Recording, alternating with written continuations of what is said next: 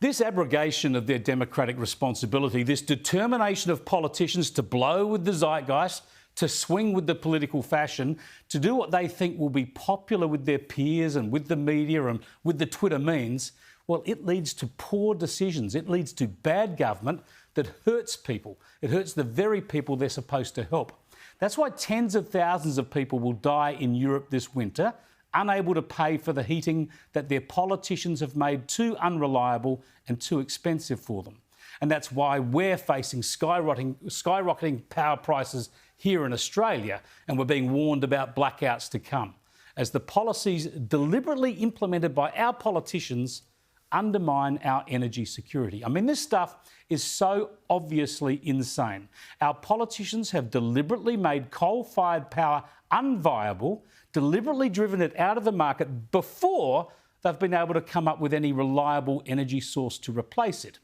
They are so into their woke pursuit of renewables that they push them on us even when they know they can't supply the energy we need. And get this is the kicker of them all. They do all this knowing, because if they can read plain English, they must know this. They do all this knowing it will have zero benefit for the environment because global emissions continue to rise. Let me give you another incredible real-world example of all this. California in the US, as you know, is a massive state with a massive economy. If it were a country rather than a state, California would be the 5th biggest economy in the world, right behind Germany.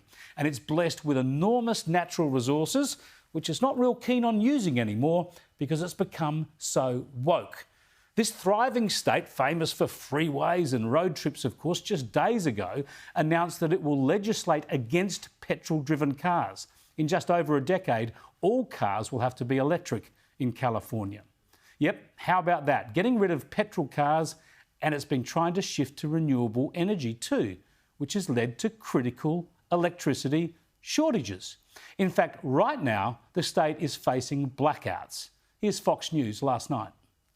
They do expect some serious stress on our energy grid out here because of this coming heat wave, and because of that, they may have to issue emergency notifications. What that is going to mean, we'll have to see. There have been rolling blackouts, flex alerts, that sort of thing in the past, but keep in mind, California just announced that we are expected to go to all electric vehicles by the year 2035, while at the same time, we are having to conserve energy because of a few hot days. We'll send it back to you.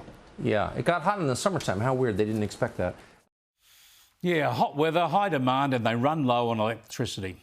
That'll be Australia in coming summers, of course. You wait and see. And so where does all this lead us? Well, it leads to bizarre headlines like this, with Californians being warned not to charge their electric vehicles. Unbelievable, isn't it? As the story says, Californians need to conserve energy, including by avoiding charging electric vehicles, to prevent strains on the power grid over the weekend. And this is just a week after their politicians decided to ban petrol cars and force everyone into electric cars. Yep, that's what the politicians are doing to people in California.